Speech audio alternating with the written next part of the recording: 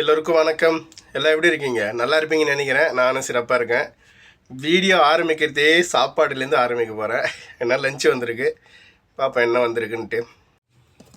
இது திறந்தா சாப்பாடு, ஒரு பெரிய வாவல் மீன், அப்புறம் இது தக்கூஸு, பெப்சி.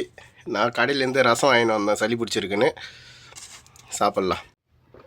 கொஞ்சமாக பிசைஞ்சு கொஞ்சமாக மீனை புட்டு.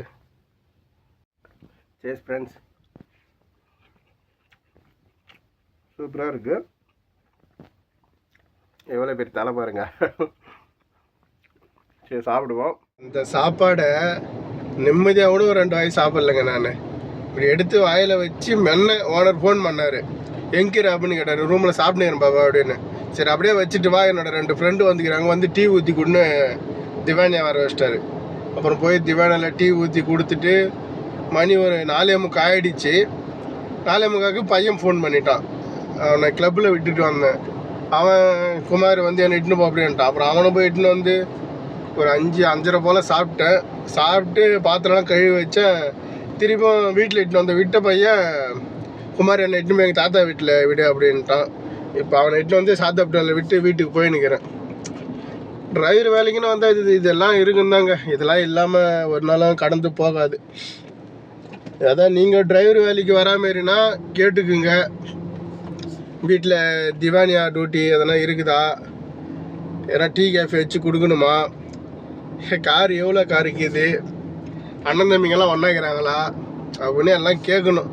ஆனால் அந்த ஏஜென்ட்டு சொல்ல மாட்டானுங்க, பெரும்பாலும் உண்மையை சொல்ல மாட்டானுங்க யாரும். அவனுங்க பணம் எப்படி ஆளை ஏமாற்றி அனுப்பிட்டு பணம் சம்பாதிக்கலாம் தான் பார்ப்பானுங்க. நம்ம தான் வந்து அனுசரித்து பொறுமையாக செஞ்சுக்கணும். சரி வீட்டுக்கு போயிட்டு என்னென்ன தகவல் வந்துக்குதுன்னு சொல்லிட்டு பார்க்கணும். ஒரு 3 அறிவிப்பு வந்திருக்கு. என்னென்னா, இந்த 10ஆம் தேதி ஞாயிற்றுக்கிழமை இந்த விசை படகுகள், சுற்றுலா படகுகள், இந்த மீன்பிடி படகுகள்லாம் அனுமதி கொடுத்துருக்காங்க. அதில் வந்து இந்த எண்ணெய் வளம் அதிகமாக இருக்கிற பகுதிக்கு நாட் அலோடு, அந்த பகுதிக்கு செல்லக்கூடாது. அப்புறம் இன்னொரு பகுதி ஒன்று பார்த்தேன். மீதி இருக்கிற அந்த அவங்க அங்கீகரிக்கப்பட்ட செல்லலான்னு சொன்ன பகுதிக்கு மட்டும்தான் செல்லணும். டைமிங் வந்து காலையில் 5 மணிலேருந்து ஈவினிங் 7 மணி வரைக்கும் அப்படின்ட்டு அறிவிச்சிருக்காங்க.